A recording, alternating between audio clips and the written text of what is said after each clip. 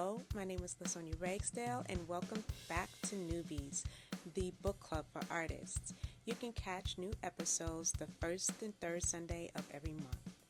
So for this episode, this is the second episode of the first book, How to Survive and Prosper as an Artist by Caroll Michels, published by Allworth Press, an imprint of Skyhorse Publishing, Inc. And in this episode, we're going to cover chapters 4, 5, and 6. Just to give you a little refresher on what Newbies is about, it is not a book review. I actually am sharing and wanting this to be more of like a community. And if there's a certain book that you would like me to to read with us,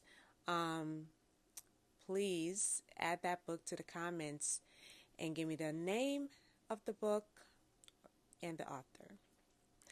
Another thing about Newbies is that I'm going to pause or stop the video, read a chapter, and then give my what is my feedback, what I got out of that chapter, what was the chapter about. So I'm ready to jump into the book. I have my reader's kit ready to go with my flags and post-its, flagging pages that I think are good resources and taking notes on things I want to maybe look up later, and highlighter and a pen, highlighting those key things in the book that stood out to me and taking notes. And for a snack, I have a bowl of grapes and elderberry healing tea. So we're going to start this episode with chapter 4 of How to Survive and Prosper as an Artist by Caroll Michels, and I will see you in just a moment.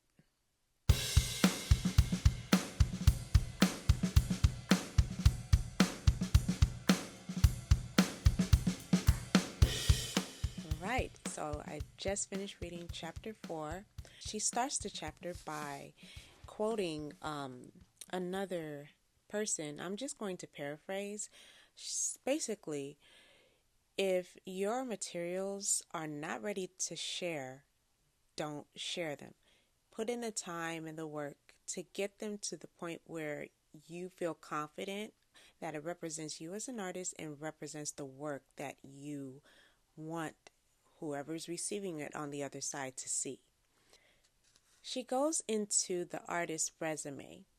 I actually use a CV, which stands for Curriculum Vitae, and gives really great information on how to organize your CV or your artist's resume based on certain headings. And artist's resume is different from a resume for employment. And so as an artist, you're probably going to end up with two different types of resumes. In a fine artist resume or an artist resume, you're going to be talking about things that don't apply for other jobs, like exhibition work, awards or scholarships or fellowships or grants that you may have received, teaching opportunities that you may have had in relation to art. She also gives an example of an artist's resume and how to format the information. I really appreciate that she goes into a specific area of artists who are just starting, who have not exhibited, who have not sold any work, and have very little experience, and who may be just trying to apply for their very first experience. And so you could talk about your experience in becoming an artist, such as being a self-taught artist. You can talk about these things. On the subject of artist statements,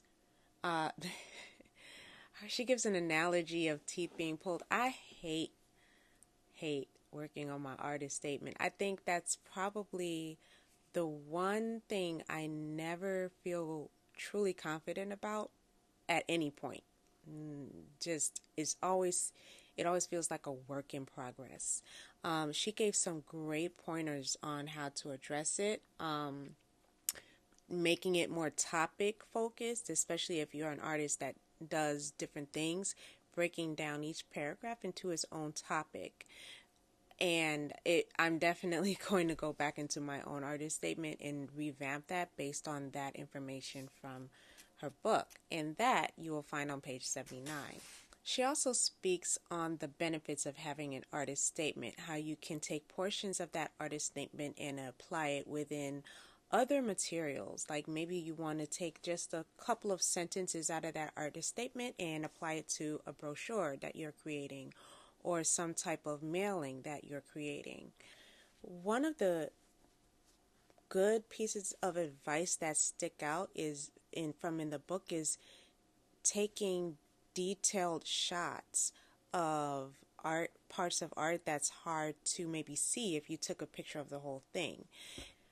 This makes me think of one of my pieces entitled 1619 Obstruction of Legacy, and there is this little red block in the corner that actually it doesn't draw you into it if you're looking at the whole photo of the whole piece. And so on my website, I went ahead and did a really tight cropped up image of that part of the painting. She also moves into talking about website design templates and the differences between website designers and graphic designers. My background is in graphic design, and so with website design, the main focus is getting the code right and making sure that everything is functioning correctly within the website, not so much on the design. Whereas a graphic designer is going to have an artistic eye and focus on the layout, the color scheme, how does it connect or express your art. And so if you're able to do it yourself, like there's plenty of drop and drag services for websites that, it's very easy to learn if you're willing or able to take the time and energy to learn. Otherwise, look for a graphic designer especially one that has a background in art. Just saying. To design your site for you and get a drop and drag site and go for it.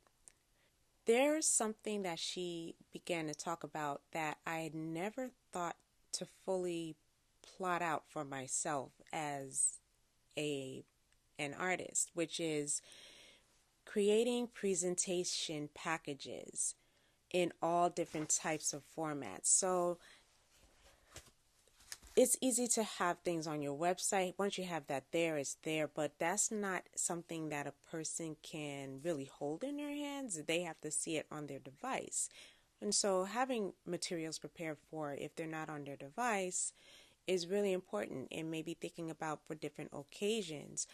Having brochures ready to go that show at least 2 of your images, a little bit of information about yourself, and how to contact you. Making things very visual, right? And so people who are looking at artists, they want to see your art. And make it as easy for them to get it. And if you're sending out an RSVP, make sure you're mailing the envelope for them to send it back in that is pre-addressed. Make it easy for them to contact you. Another thing that to think about when you're creating materials for print is who is going to print it. I have a home printer. I only use it for my art if it's text. Because I'm not going to get the same quality of a colored image that I would if I just have it printed at a shop. It's going to be way cheaper. I'm not going to waste I don't have ink in my printer right now because I printed some stuff for art. And it was actually an invoice, and of course I got to use the purple ink anyway.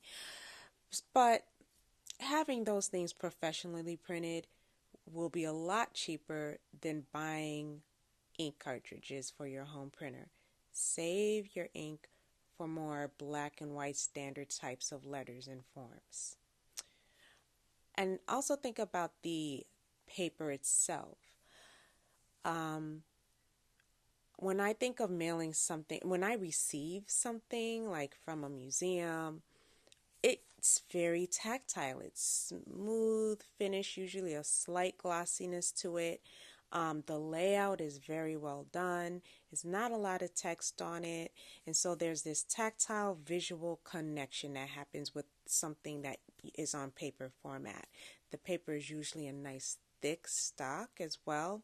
Nothing flimsy unless it's a brochure, then obviously you're going to want it to fold. But even then, it might be a good idea to look at price differences, especially if you're kind of promoting something that's special, like a solo exhibition or being in an exhibition or something like that doesn't come across often.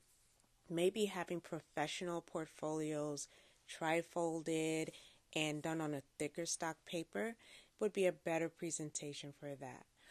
And so just kind of thinking of categorizing what type of materials I would need for what type of situation, and making that consistent across the board with who I am as an artist and what those images are and what that show is. I would recommend,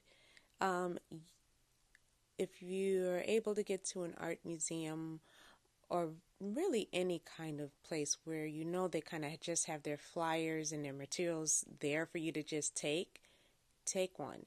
Take it home and really examine what their layout looks like. Feel the paper. How thick is it? What impression does it give you when you're holding it? It's professional. It's done cleanly. That's the image you want to give with what you're sending out. Okay, so we're jumping into chapter 5 of How to Survive and Prosper as an Artist by Caroll Michels. Chapter 5. I'll see you in a bit.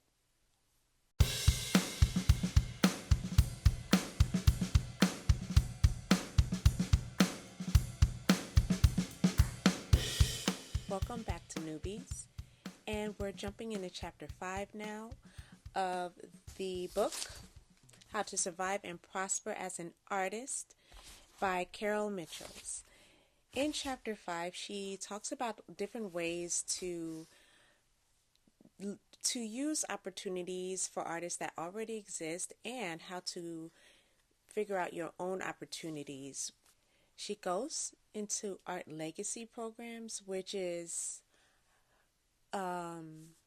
organizations that collect the work of artists who have passed on and help to decide what is done with that art.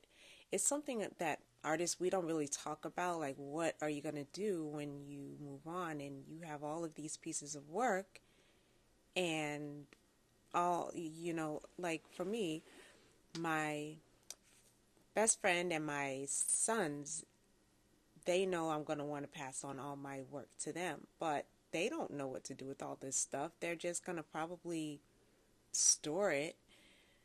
They don't know how to navigate the art world. They don't know anything about it. And so it's something to consider, I guess. I would like to see my work continue to live beyond me and travel and to have its own existence, to still be shared, to still be sold. I like the part when she's going into exhibitions and different ways to address that. She talks about exhibition fees. I don't remember ever having to pay an exhibition fee, but I do know that places do charge. My personal advice is to understand what you're being charged for. And if you're being charged as an artist to enter into an exhibition, are they still taking a percentage of your sale if your piece sells? Because normally, if you enter an exhibition and your piece sells, that gallery or organization, they're going to get a commission of the sale, about 30%, depending. It might be less, it might be more. And so read your contract. If you're going to enter an exhibition, they should be a detailed contract that tells you exactly what those prices are, what the commission will be, what is going to happen to the art if it doesn't sell. Some galleries like to hold on to the art for a little bit, even after the show, just in case there was interest that's lingering, or just to be able to have the time to prepare for repackaging to give back to you.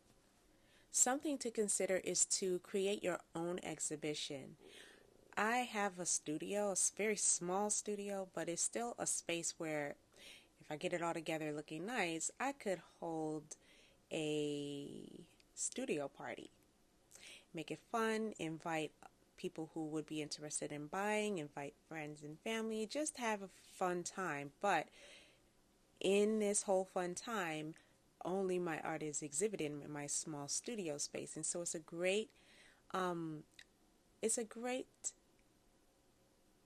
opportunity to network as well as sell art, sell prints, and talk about what I'm doing next and just promote myself as an artist in general. Where I live, we have an event called Gallery Night and Day, and it's a kind of a citywide event where different galleries and restaurants, different companies participate in opening their doors to showing art. And I went online and found the dates for when it happens 4 times a year where I live. And so I've looked up the dates, and now I've had to replace my Post-it with my notebook because I've been writing notes instead of the notebook. Post-it pad is not enough. The sticky pad is not enough space. And so now I'm planning out, okay, if I have a studio party at the time of the Gallery Night and Day, then people are already going to be out and about anyway. And so it's not going to be something that's out of the minds of any potential people to come. It's already a nighttime event.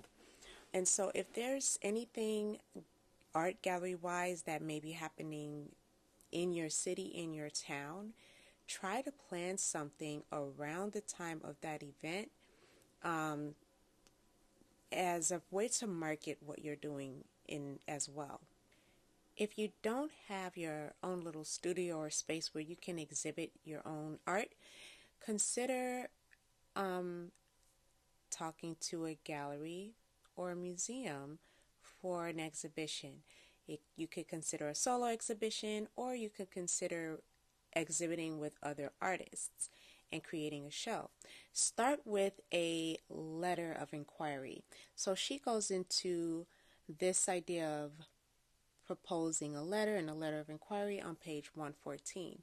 And that letter of inquiry, when you're sending it out, is going to kind of, introduce yourself, and what your art is, and see what the response is. If they're open to it, now you can go into sending a full proposal talking about the theme and the purpose of your art in the exhibition. It will also be a good idea to consider being open to a traveling show, a traveling exhibition show that can go to different galleries. This is something I'm definitely considering when I have a few more pieces in my collection. I've just got 4 of my Enjoys collection. I think even with the 4 that I have, I can start to do something. I have one piece that I still have to finish off with the resin and kind of get it framed, but everything else is ready to go. And so with the traveling exhibition, the only thing that I would need to make sure to prepare for is the money for shipping. That means looking at the weight of each piece. How am I going to box that out and send it? What will be the cheapest route for me? When you're planning out your exhibition, think of your mailing list and who you're looking to invite to your exhibition. I would go as far as to creating a template for an exhibition invite, just something where you kind of have everything in place of where your theme title will go, where 1 or 2, probably 2 images I think are best of the pieces that are in this exhibition will go, and obviously a spot where you can put the time, date, and place. and maybe even include a little image of a map in there, if especially for people who may be traveling to want to come see your exhibition. I'm even considering putting in a QR code where they can click on the QR code and go straight to an RSVP on the website and enter that information immediately for that exhibition of whether they're going to go or not, adding who they're going to bring on the guest list. And that way I know how to plan as far as like, especially if I have it in my studio. I don't have a lot of space, but I'm going to want to have some snacks and refreshments for my guests, and I want to make sure to have enough for everybody. I will say there's a lot of mention of CD-ROM in this book, so it kind of gives you an idea of the age of the material, but it doesn't take away any of the validity of the material. But for sure, have a biography of yourself somewhere alongside your art, just like what you would see at any art museum.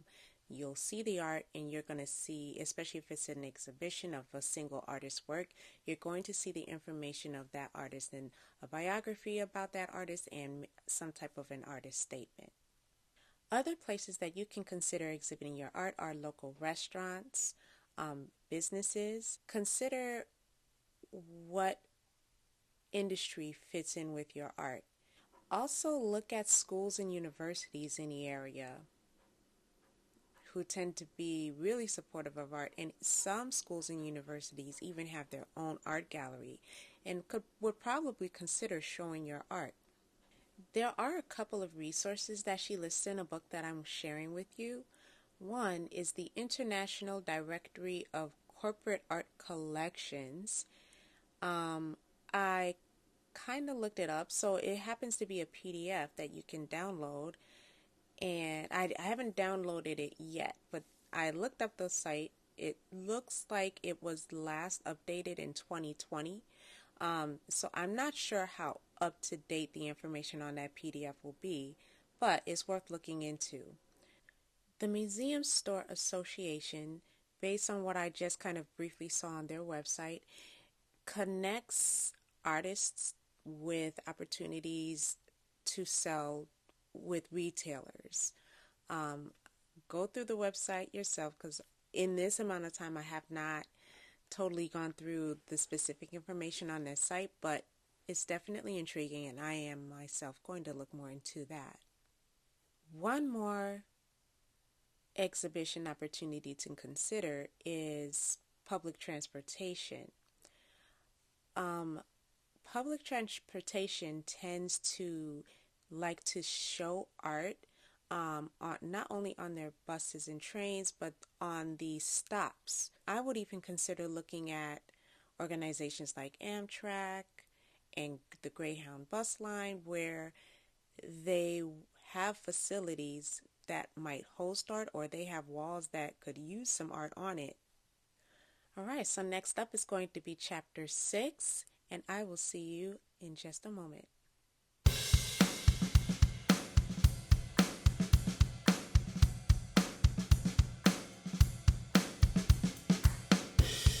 I like the description that she gives in defining the difference between the consumer market and the fine art market. To put it kind of simply, the consumer market, they're going to be the people who they may not know a lot about art, but they know what they like to see in their home. And so they're looking for art that fits the theme of their home, decorative pieces that'll fit into their color scheme. The fine art market consists of people who are more interested in collecting or purchasing art in connection to an artist that has been kind of screened through the art, maybe not the art industry necessarily, but through other galleries or museums. And while they may also like to know that the art will look good in their home, their focus is less on decorative, and they may be even looking at to how your art may fit into their art collection. She goes into some specific details about mailing, brochures, and cards, and the differences is with that versus email and using social media. If you're marketing through email, Keep your subject line short and simple, straight to the point. What is it about? I have a newsletter that I just started, so I can't tell you what the other end of that looks just yet, but maybe I'll come back with a video and talk about how my newsletter has been doing over the process of time, how it's grown, what I've been doing to help that mailing list grow. But I already know that if I'm going to keep not just the subject line short, but I want to make sure that the content inside of my newsletter is about me. I'm not actually using my newsletter to sell anything.